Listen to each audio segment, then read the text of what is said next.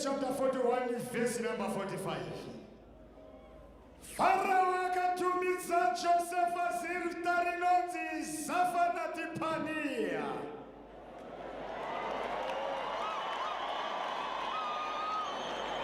Akamupa Senati, mukunda wa Potifera, mupurisita weoni, ave mukadzi wake. Verse 50 to 52. Verse number 50. Zino gorere nzara risati rasika, Josefa wakaberekerwa vanakomana vaviri, vakaberekerwa naSenati, mukunda wa Potifera, mupurisita weoni. Josefa akatumidza wedangwe zita rinonzi Manase, achiti, nokuti Mwari wakandikanganwisa kutambudzika kwangu kose neimba yababa vangu yose. Zita rewechipiri wakaritumidza Efuraimi, achiti, nokuti Mwari wakandiberekesa vana panyika yokutambudzika kwangu. And Hebrew chapter 48, ya Genesis toeringa verse 5 and 6, tojamba toeringa 14 to 16, tospesirane verse 21 and 22. Then tozenda kuna John chapter 17, verse 14 to 17. Genesis chapter 48 verse number 5. Zino vanakomana vako vairi vavakaberekerwa panyika yaIjipita, ndisati ndasvika kwauri paIjipita, ndavangu Efuraimu naManase vachava vangu savana vaRubheni naSimeoni. Asi vana vako vavakabereka shure kwavo vachava vana vako, vachatumidzwa nezita ravakuru vavo panhaka yavo. Verse 14 and 16. Verse number 14. Israeli akatambanudza ruoko rwake rworudyi akaruisa pamusoro paEfuraimi waiva muduku, noruoko rwake rworuboshwe pamusoro waManase. Akapesanisa mavoko ake achizviziva, nokuti Manase wakanga ari wedangwe. Akaropafadza Josefa akati, Mwari uya wakafamba madzibaba angu pamberi pake, vana Abhurahama naIsaka. Mwari wakandifudza paupenyu pangu pose kusvikira zuva ranhasi. Mutumwa wakandidzikinura pane zvakaipa zvose. Ngaropafadze vanakomana ava, zita rangu ngaritumidzwe kwavari nemazita amadzibaba angu Abhurahama naIsaka, vawande kwazvo panyika. Verse 21 and 22. Zvino Israeri akati kuna Josefa, tarira, ndofa, asi Mwari uchava nemi, uchakudzoserai kunyika yamadzibaba enyu. Newe ndinokupa mugove mumwe kupfuura vamwe vana vababa vako, uye wandakatorera vaAmori nomunondo wangu nobuta bwangu. John chapter 17, verse 14 to 17.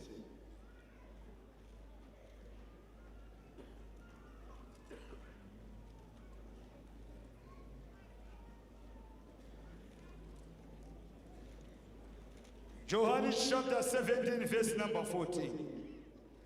Ini ndakavapa shoko renyu, nyika ikavavenga, nokuti havasi venyika, seni ndisi wenyika. Handinyengeteri kuti muvabvise panyika, asi kuti muvachengete pano vakaipa. Havasi venyika, seni ndisi wenyika. Muvaite vatsvene muzvokwadi, shoko renyu izvokwadi.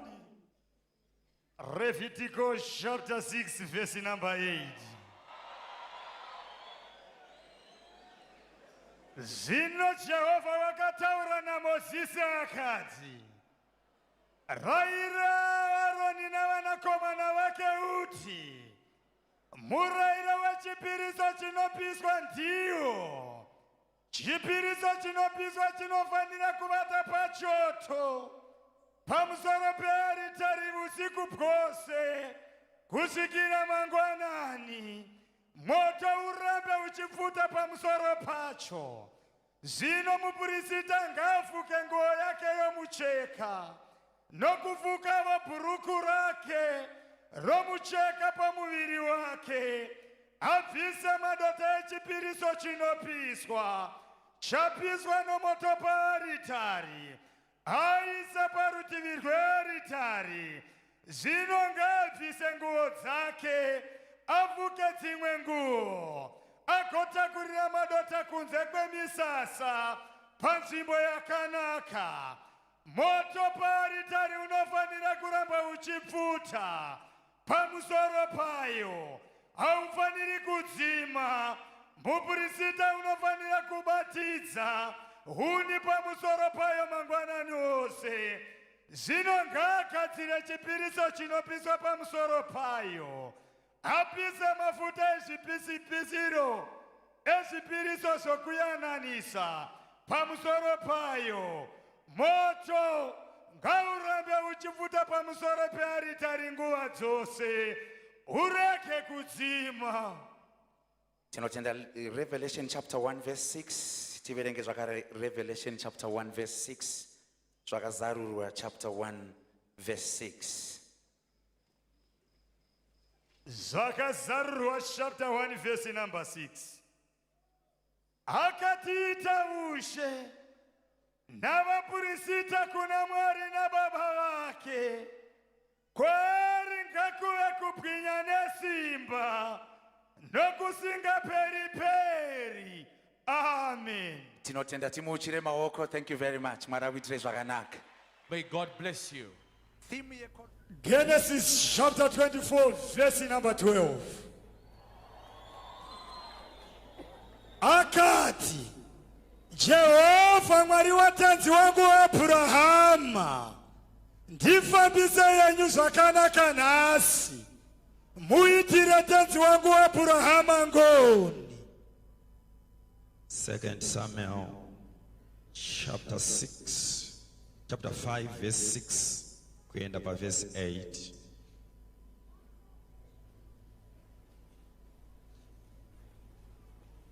Samuel wechipiri chapter 5 verse number 6.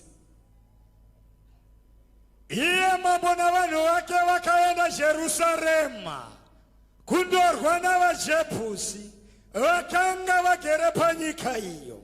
Ivo vakataura naDhavhidhi vakati, haungapindi pano.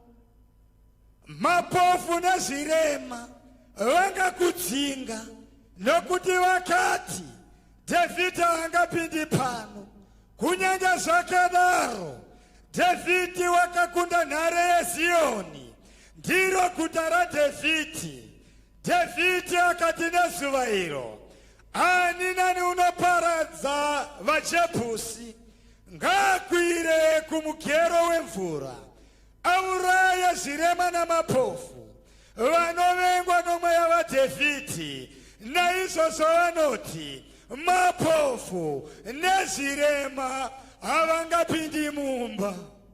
2 Samuel chapter 9 verse 1 kuenda pa 5. Samuel wechipiri chapter 9 verse number 1. Zvino Dhavhidhi wakati, kuchina mumwe wakasara weimba yaSauro wandingaitira zvakanaka nokuda kwaJonatani here? Zvino kwakanga kuchino muranda weimba yaSauro wainzi Zipa, vakamudanira kuna Dhavhidhi. Mambo akati kwaari, ndiwe Zipa here? Iye akati, muranda wenyu ndiye. Mambo akati kwaari, hakuchina mumwe weimba yaSauro wandingaitira kunaka kwaMwari here? Zipa akati kuna mambo, Jonatani, uchino mwanakomana wakaremara tsoka. Mambo akati kwaari, uripi? Zipa akati kuna mambo, tarirai uri kumba kwaMakiri mwanakomana waMieri paroti pari. Ipapo mambo Dhavhidhi akatuma nhume kundomutora kumba kwaMakiri mwanakomana waMieri paroti pari. Chipedzisira ina Ephesians chapter 3 verse number 20.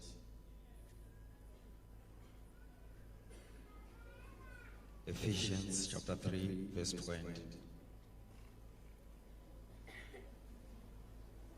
Efeso chapter 3 verse number 20. Zvino iye une simba rokuita zvikuru kwazvo zvinopfuura zvose zvatinokumbira kana zvatinofunga nesimba rinobata mukati medu. Vatongi chapter 6 verse number 19. Ipapo Gideoni akapinda akandogadzira mbudzana nezvingwa zvisina kuviriswa zveefa imwe yeupfu, akaisa nyama mudengu nokudira muto muhari, akamuvigira izvozvo pasi pomuouki ndokumupa izvozvo. Asi mutumwa waJehovha akati kwaari, tora nyama nezvingwa zvisina kuviriswa uzviiswe padombo iri ugodururavo muto. Iye akaita saizvozvo. Zvino mutumwa waJehovha ndokutambanudza muromo wetsvimbo yakanga iri muruoko rwake, akagunzva nyama nezvingwa zvisina kuviriswa. Moto ukabuda padombo ukapedza nyama nezvingwa zvisina kuviriswa. Mutumwa waJehovha ndokunyangarika pamberi pake. Ipapo Gideoni akaona kuti mutumwa waJehovha. Gideoni akati, haiwa Jehovha Mwari, nokuti ndaona mutumwa waJehovha. Zviso zvakatarisana, asi Jehovha wakati kwaari, rugare ngaruve newe, usatya, haungafi. Ipapo Gideoni akavakirapo Jehovha aritari, akaitumidza zita rinonzi Jehovha Sharomi.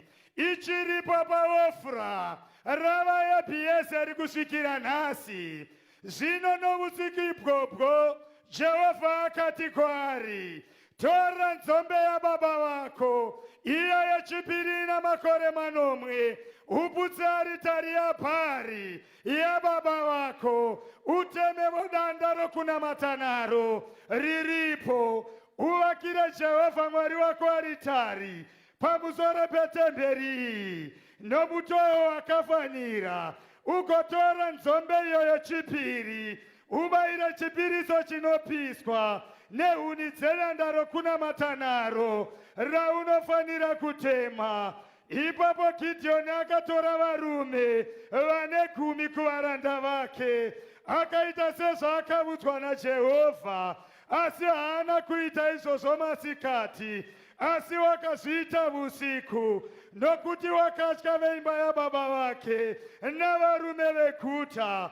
Zvino varume veguta vakati vachimuka mangwanani, vakaona aritari yaBhaari yaputswa nedanda rokunamata naro raivapo ratemwa, nenzombe yechipiri yabayirwa paaritari yakanga yavakwapo. Vakataurirana vakati, ndianiko waita chinhu ichi? Vakati vachinzvera nokubvunzisisa, zvikanzi, Gideoni mwanakomana waJoashi ndiye wakaita chinhu ichi.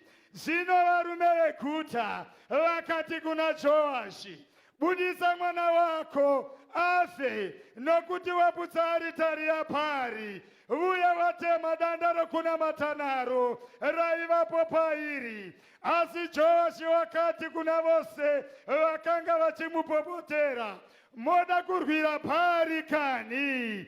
Moda kumuponesa? Unomurwira uchaurawa mangwanani ano. Unomurwira uchaurawa mangwanani ano. Omlelwayo uyobulawa ngale kuseni. kana ari mwari kana iye bhari ari mwari nxa ubhali engunkulunkulu ngazvirwire amene zvakaputsirwa aritari yake nomunhu saka nomusi iwoyo akatumidza zita rinonzi Jerubhari achiti Bhari ngarwe naye zvakaputsa aritari yake. Thank you. siyabonga. Genesis chapter 38 verse number 11.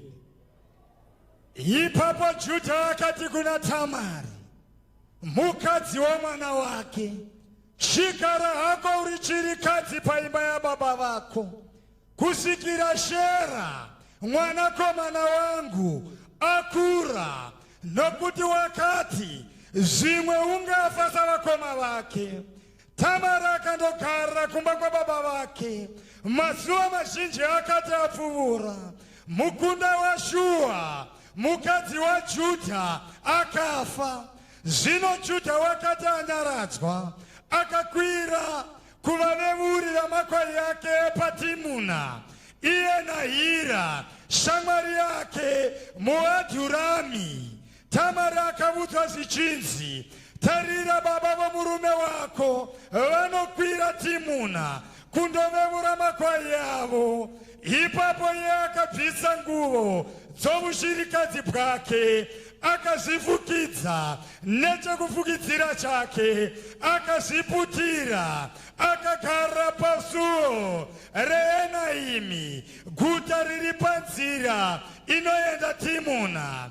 Nokuti wakanga avona kuti Shera wakura, akasamupiwa iye kuti ave mukadzi wake. Zvino Judha wakati achimuona akati chifeve, nokuti wakanga afukidza chiso chake. Akatsaukira kwaari panzira akati, douya ndipinde kwauri, nokuti wakanga asingazivi kuti mukadzi womwanakomana wake. Iye akati, unogondipeiko kuti upinde kwandiri? Akati, ndichakutumira mbudzana inobva kuzvipfuwo zvangu. Akati, uchandipa rubatso kusvikira waituma here? Akati, ndichagokupa rubatso rweiko? Iye akati, chinhete chako norwodzi rwako netsvimbo yako iri paruoko rwako. Akamupa izvozvo, akapinda kwaari, akava nemimba naye. Akasimuka akaenda, akabvisa chokufukidzira chake, akafuka nguo dzomushirikadzi bwake. Verse 28 kusvika 30. Verse number 23. Ipapo Judha akati, ngazvitore hake kuti tirege kunyadziswa. Tarira, ndatuma mbudzana iyi. Verse 27 or verse 27 kusvika 30. 27. Verse number 27. Zvino nenguva yokubereka kwake vana vaviri vakanga vari mudumbu rake. Zvino vakati achibereka, mumwe akabudisa ruoko. Ipapo mbuya vakatora rwodzi rutsvuku vakarusungirira paruoko rwake vachiti, uyu watanga kubuda. Zvino uyu wakati adzosera ruoko rwake, munun'una wake akabuda. Ivo vakati, wazvipatsanurira seiko? Naizvozvo akamutumidza zita rinonzi Peresi. Pashure mukoma wake akabuda, wakanga anorwodzi rutsvuku paruoko rwake. Zita rake rikatumidzwa Zera. Hazvingaiti zvakanaka tikasaverenga Matthew chapter 1 akungenzeli kahle ngeke lokubala uMateyu isahlo sokuqala verse 2 and 3. evesini lesibili nelesithathu.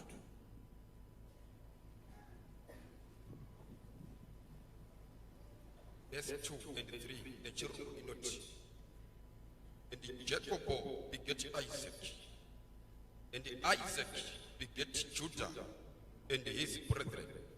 And Judah beget Phares and Zara of Tamar. Matthew chapter 1 verse number 2.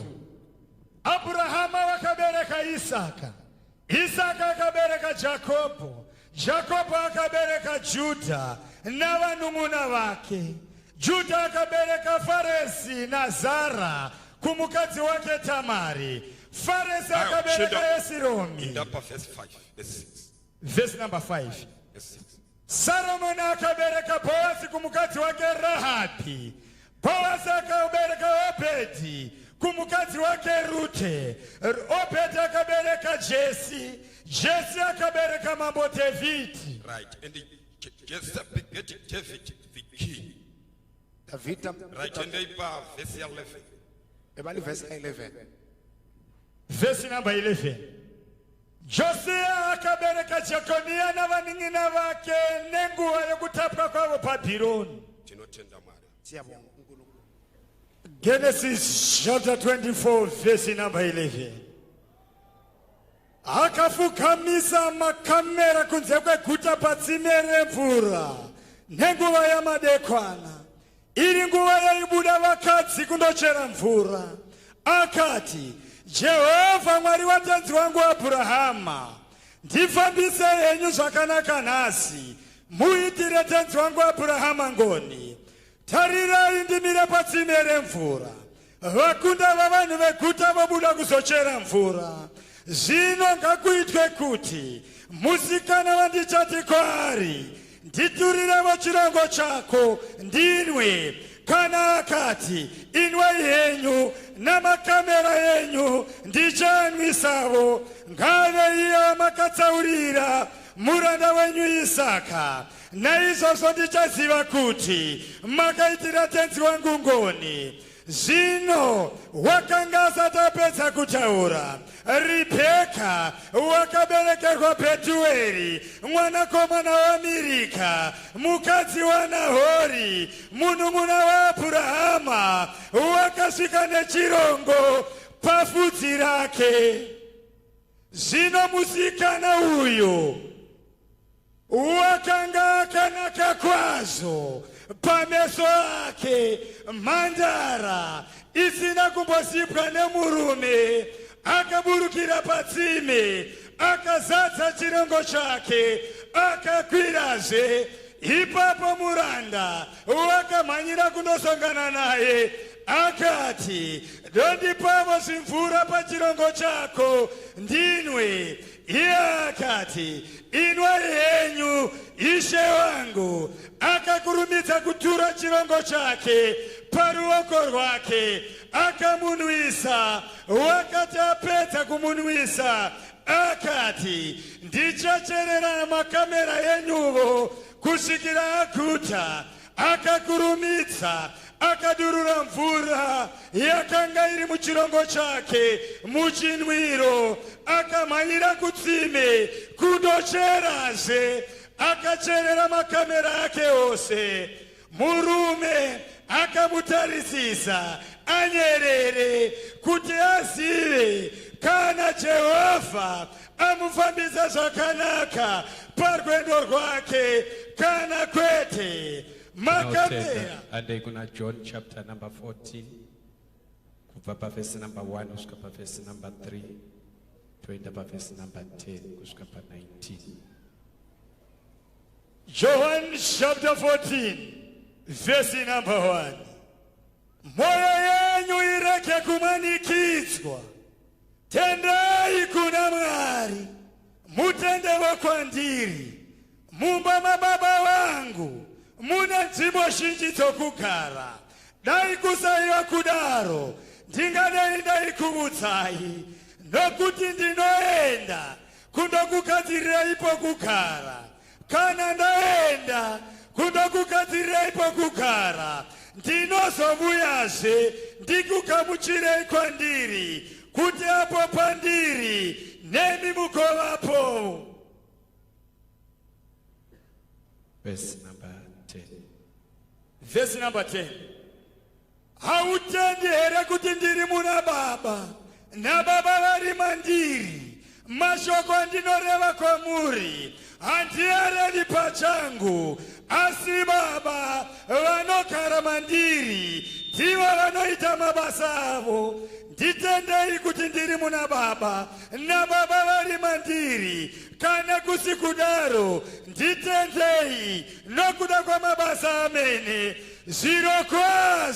Zvirokwazvo ndinoti kwamuri, unotenda kwandiri mabasa andinoita, iye uchaitavo, uchaita makuru kunawa, nokuti ndinoenda kuna Baba. Chinhu chipi na chipi chamunokumbira muzita rangu ndichachiita, kuti Baba vakudzwe mumwanakomana. Kana muchikumbira chinhu kwandiri muzita rangu ndichachiita. Kana muchindida muchachengeta mirayiro yangu.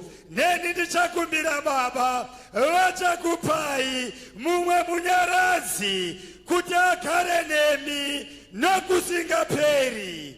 Ndiye mweya wazokwadi.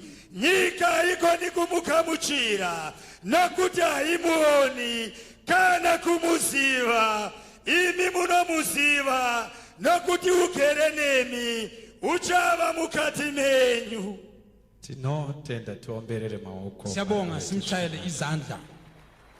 Ndinoda kutenda Mwari pamusangano uno.